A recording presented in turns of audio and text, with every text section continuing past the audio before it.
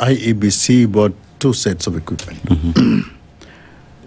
The gadget that was used in 2013 was dual use. You could use it to do, for instance, polling station identification. But once the election is over, you could also use it for something else. It is computer-based. And in fact, when the election of 2013 was over, the Kenya government donated that equipment to be used in Burundi. The Kenya government also donated that equipment, or forced IEBC, or persuaded IEBC to avail that equipment to be used in schools. So your dual-use equipment. That is one way of maybe thinking about it. But the one that we are having now, like the KIMS kit, it is exclusively for elections. Once you've done an election, you have no option but throw it away. Buy another one, then that also becomes junk. We have to ask ourselves whether that is the right way to go.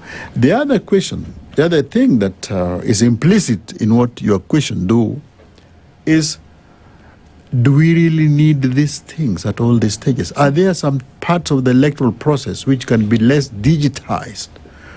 Where are the sections or the position of election which must be digitized?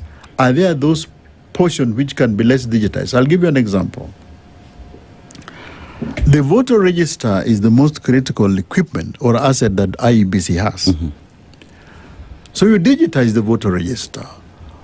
When you digitize the voter register, it means you are purging the voter register of dead voters. You are purging the voter register of foreigners, people who are not supposed to be there.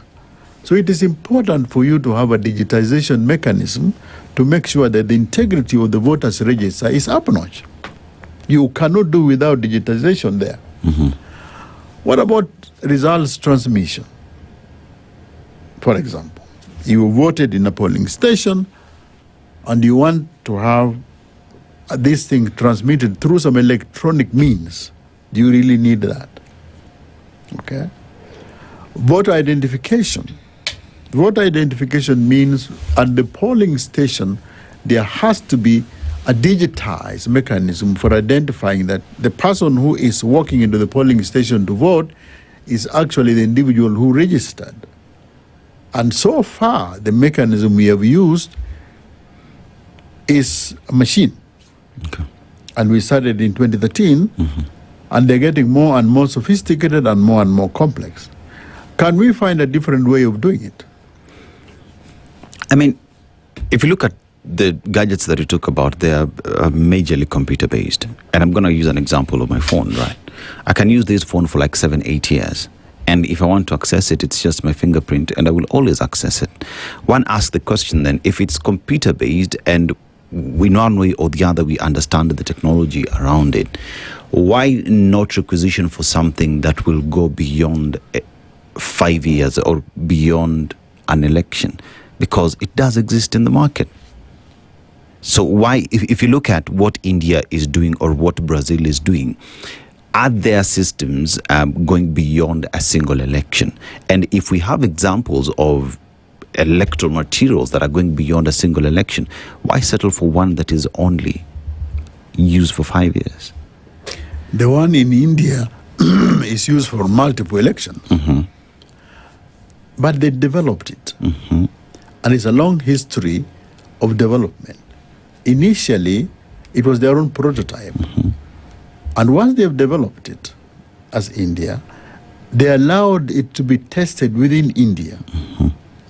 And they took the machine to, India has got an institute called Institute of Technology. Those are some of the best technology schools in India. It was given to these institutions to subject it for testing. And those institutions did the testing and said, these things cannot be rigged.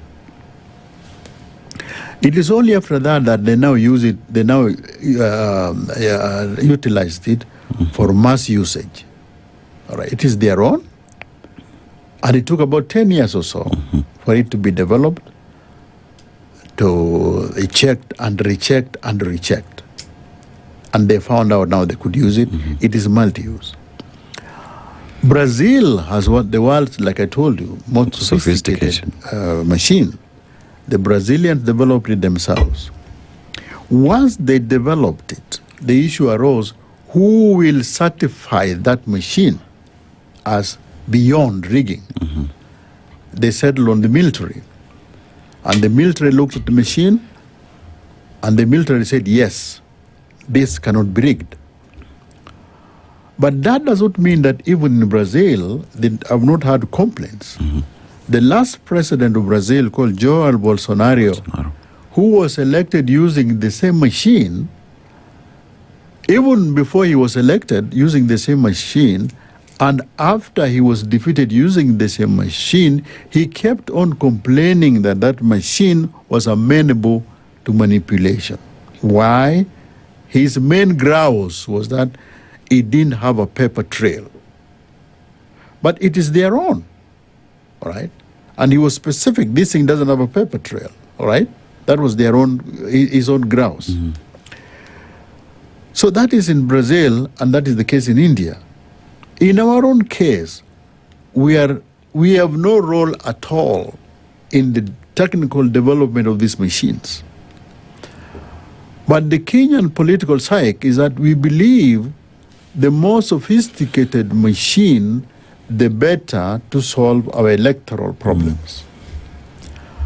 So we must have a conversation which cannot be left to IEBC to arrive at what I said earlier, a decision as to what are those parts of our electoral process that we want digitized, what are those that we don't want digitized.